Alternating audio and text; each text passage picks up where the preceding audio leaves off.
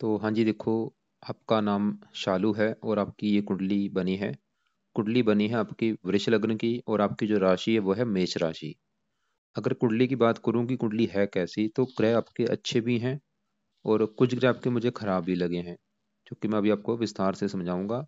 और आपका जो सवाल है कि आपकी हेल्थ बहुत ज़्यादा खराब हो रही है, क्यों हो रही है? पिता, जो आपका पति है, उसका बिजनेस नहीं चल रहा, क्यों नहीं चल रहा? तो सबसे पहले देखो जी, जैसे कि आपकी मैंने पति की कुंडली बनाई थी, मैंने उस समय आपको बता रखा है कि जो कुंडली है इसमें टोटल 12 ग्रह होते हैं और इन ग्रहों से कुछ ना कुछ देखा जाता है। और वो 12 ग्रह यहाँ पे मैंने दोबारा लिख रखे हैं, एक और मैं फिर आपको थोड़ा सा रिपीट कर देता हूँ। ये जो पहला ग्रह है, ये है आपका पहले ग्रह से आपका शरीर देखेंगे, आपकी हेल्थ, स्वभाव, रंग रूप।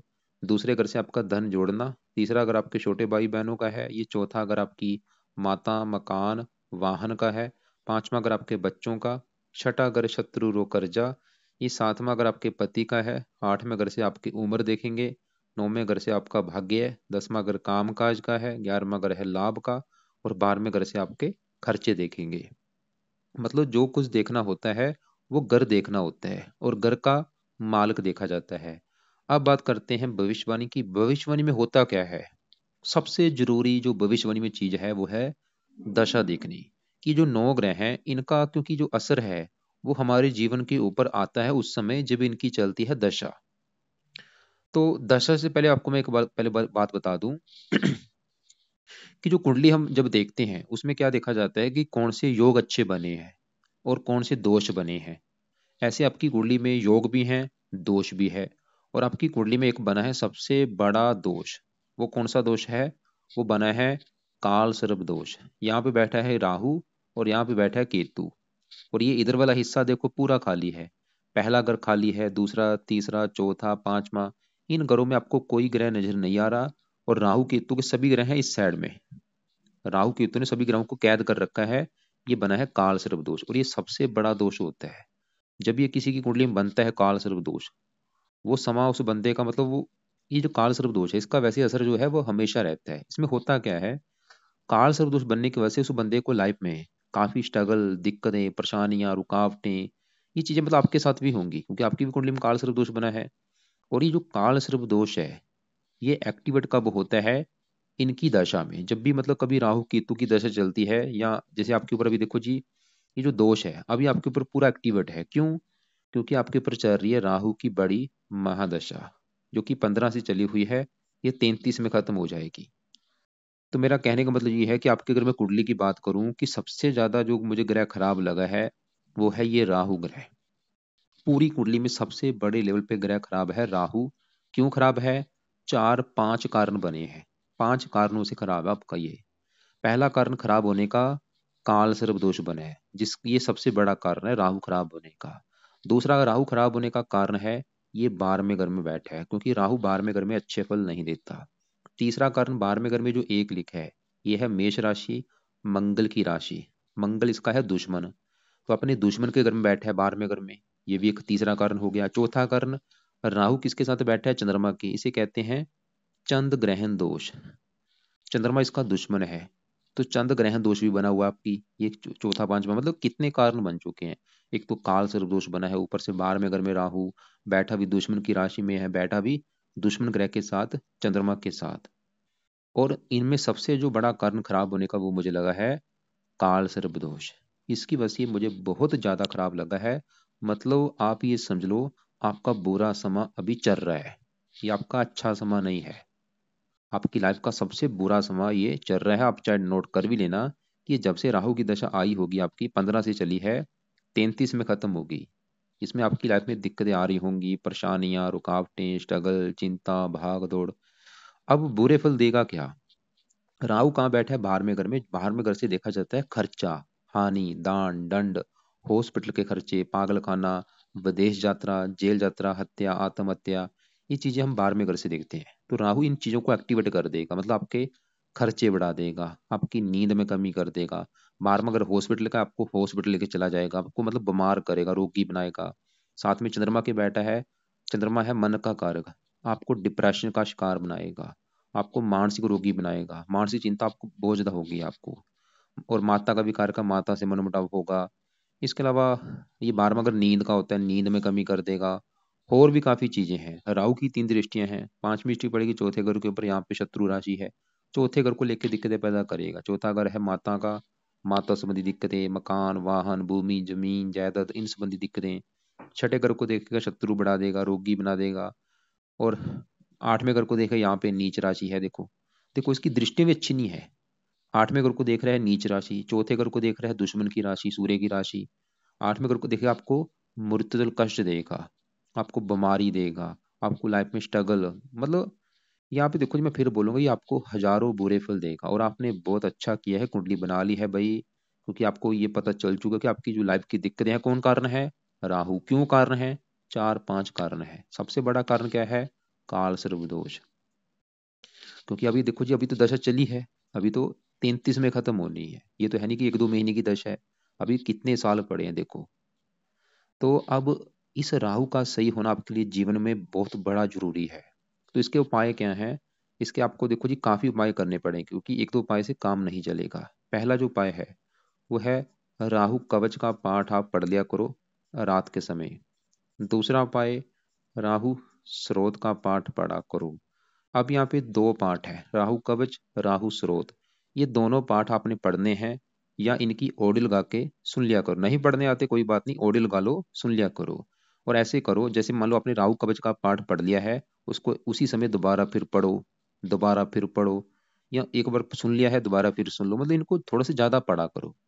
एक बार पढ़ने के बाद, एक बार सुनने के बाद दोबारा फिर सुनना है आपने, क्योंकि उतना ही आपको फायदा होगा। तीसरा उपाय जो आपने करना है वो है, राहु का दान किया करो।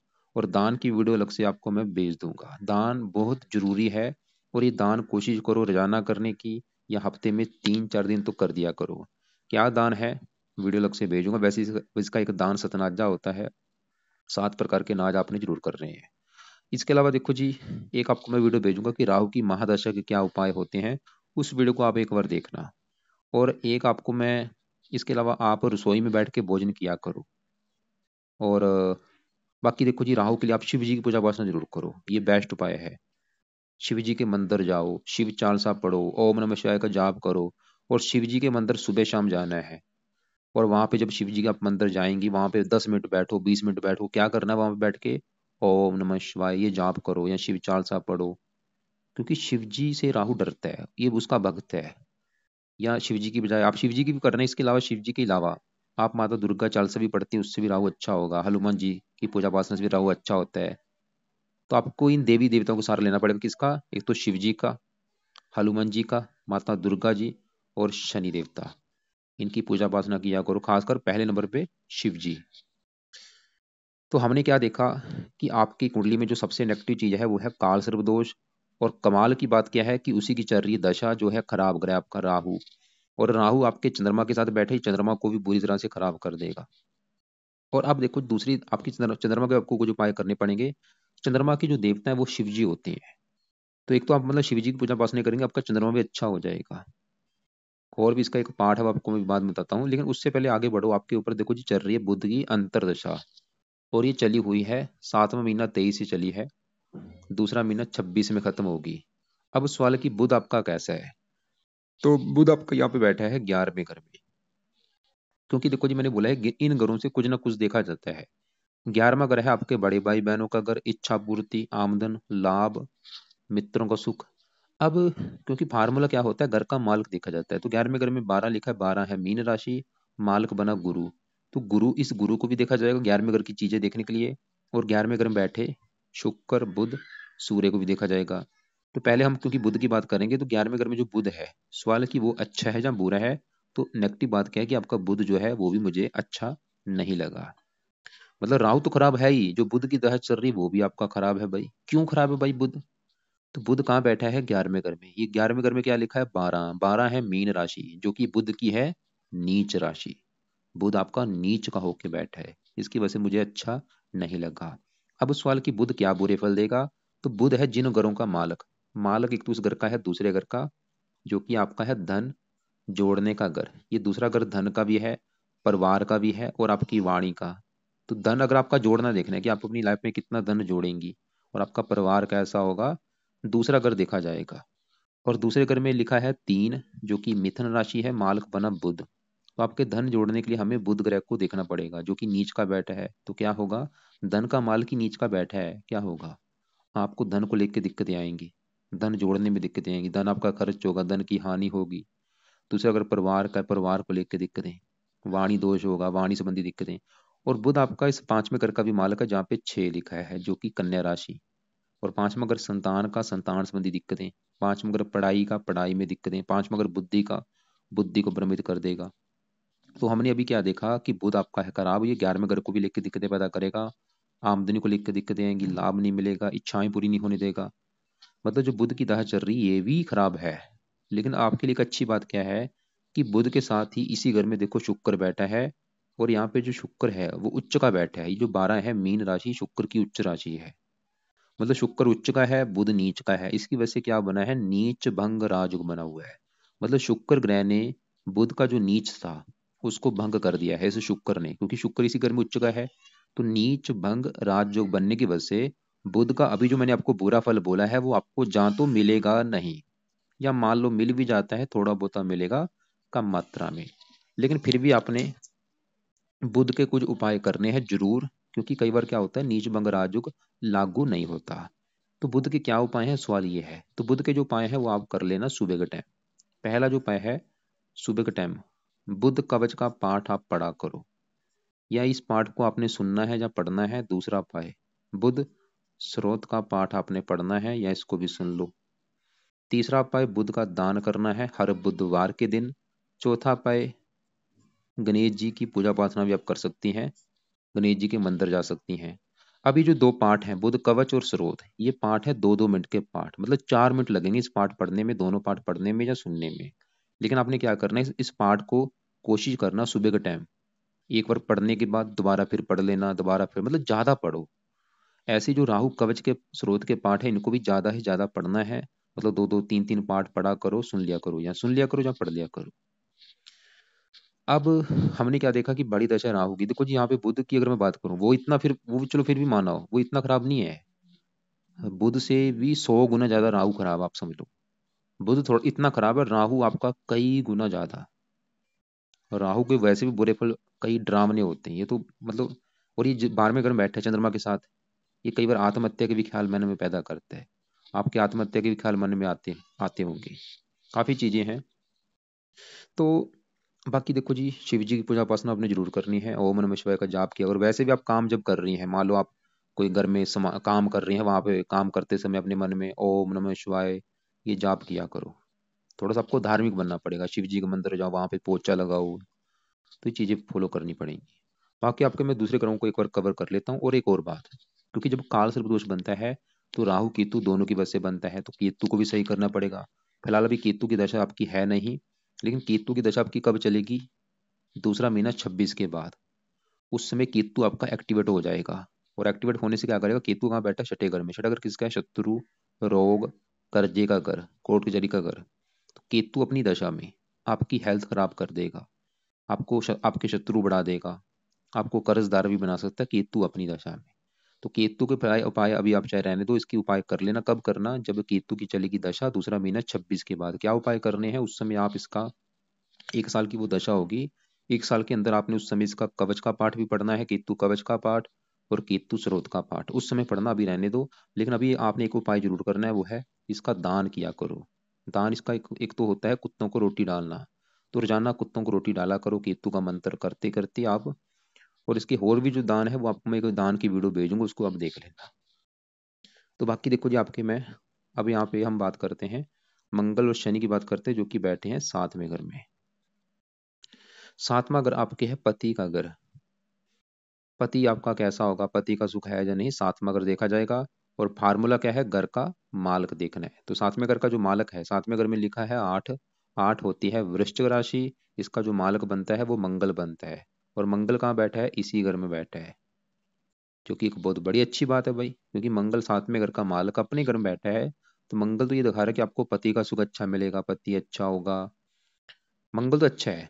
अब इसी घर में शनि जो बैठा है, शनि, सवाल की शनि कैसे है? शनि इस कुंडली में इस घर का मालक है 9वें घर का और 10वें घर का।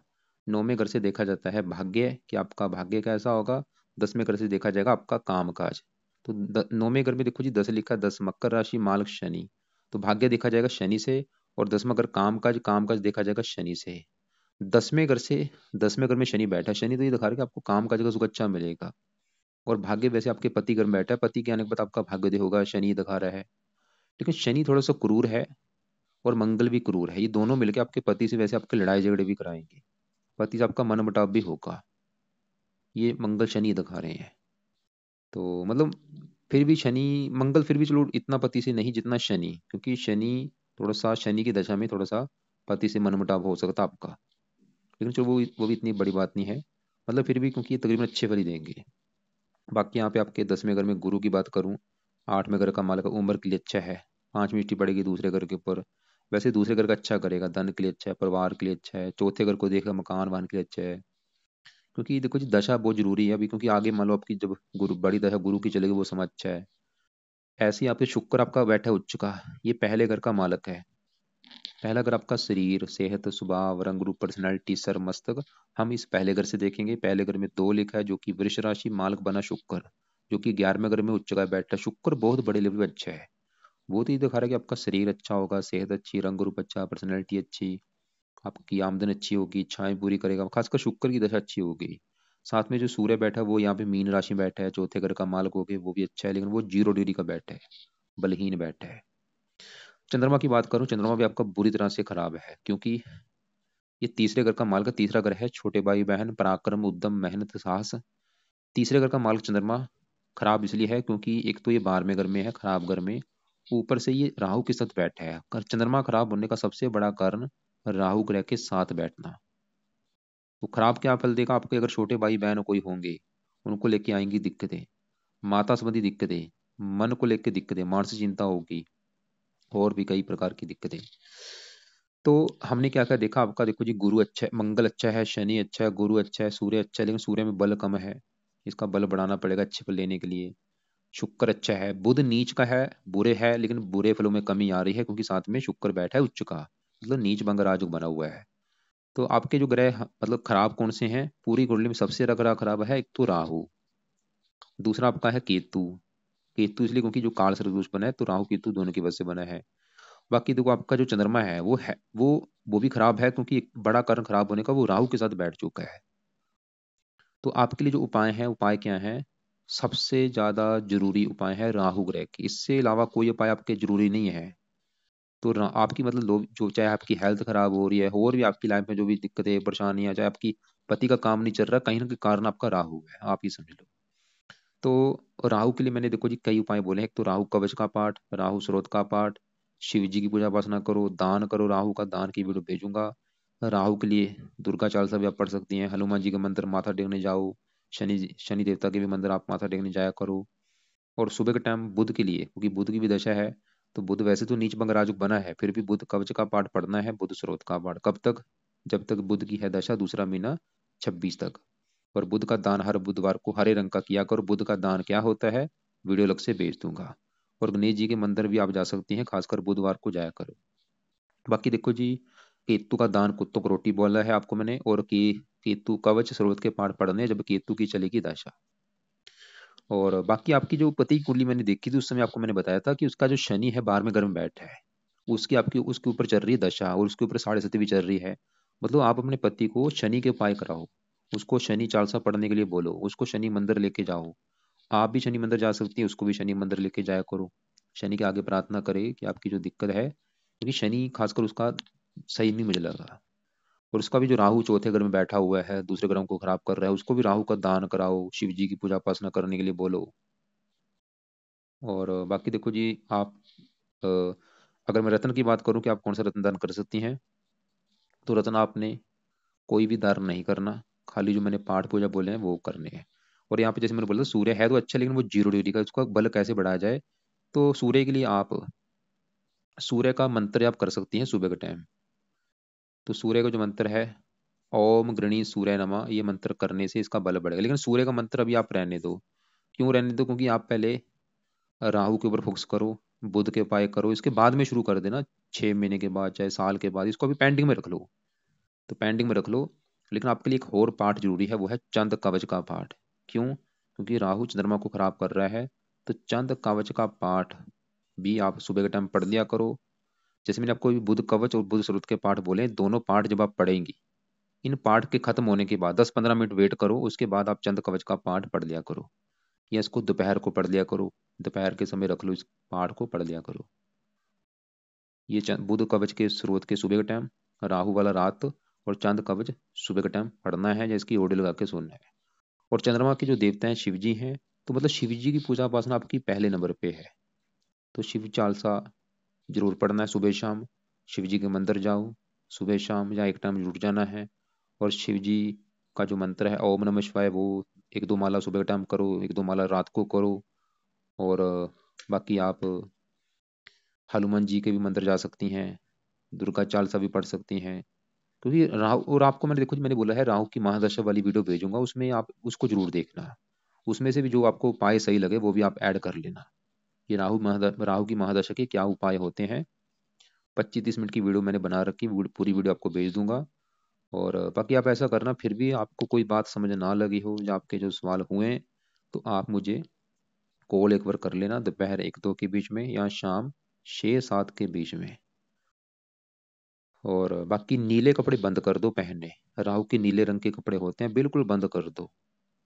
कपड़े कौन से पहनने हैं आपने, आप आप देखो जी, संडे को लाल कपड़े पहन सकती हैं, हरे कपड़े को कम पहना करो, चमकीले कपड़े पहन सकती है रंग बिरंगे। तो सोमवार को वाइट कपड़े मत पहनो। और नीले कपड़े बस, सभी कपड़े पहन सकती हैं, लेकिन बस नीले कपड़े अवॉइड करो उसको। नीले और हरे, ये 2 कलर आपने कम यूज करना है।